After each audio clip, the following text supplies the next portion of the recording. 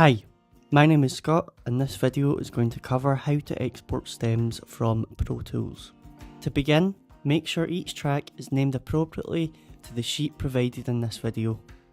You can find this sheet down below in the description or via the Audiopeak.net website. It is vital to rename each track accordingly to allow the engineer to understand how each take was actually recorded.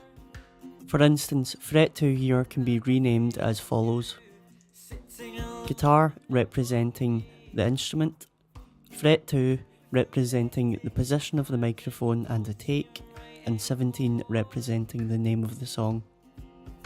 Now that each track is renamed successfully, you can go ahead and open up the mix window. To do this, all you have to do is go to Window, Mix. Please ensure that each of the insert tracks are clear of any plugins and processing. If you're using any sends or reverb buses, please ensure that these are bounced down separately from the tracks.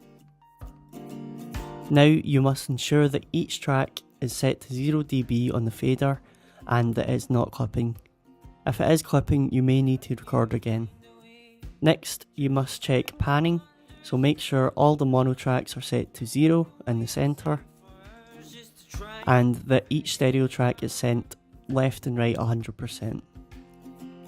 Now we must create a new master fader track and set stereo and samples. Next, ensure that there's no plugins again on the inserts and that there's no clipping in the overall track. To do so, go back to the edit window and find the loudest part of the song and play back and ensure that it does not go over -3 dB. You can also check in the meter here. Now that all important checks have been made, we can export the files. In Pro Tools native editions, exporting stems is a bit more difficult than other DAWs. You can either solo each track and go up to File, Bounce to Disk, and ensure that it is either WAV, AIFF, interleaved 24-bit or higher, 48 kHz or higher, and ensure that the file names are named appropriately. Alternatively, you can export each stem within Pro Tools and extract the audio from the clip bin.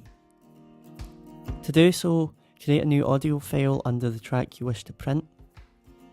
Open up the edit view and select the track that you're printing's output to a free bus, in this instance bus 15 and 16.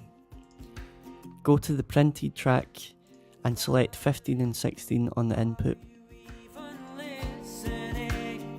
Next, hit the record key and solo each of these tracks.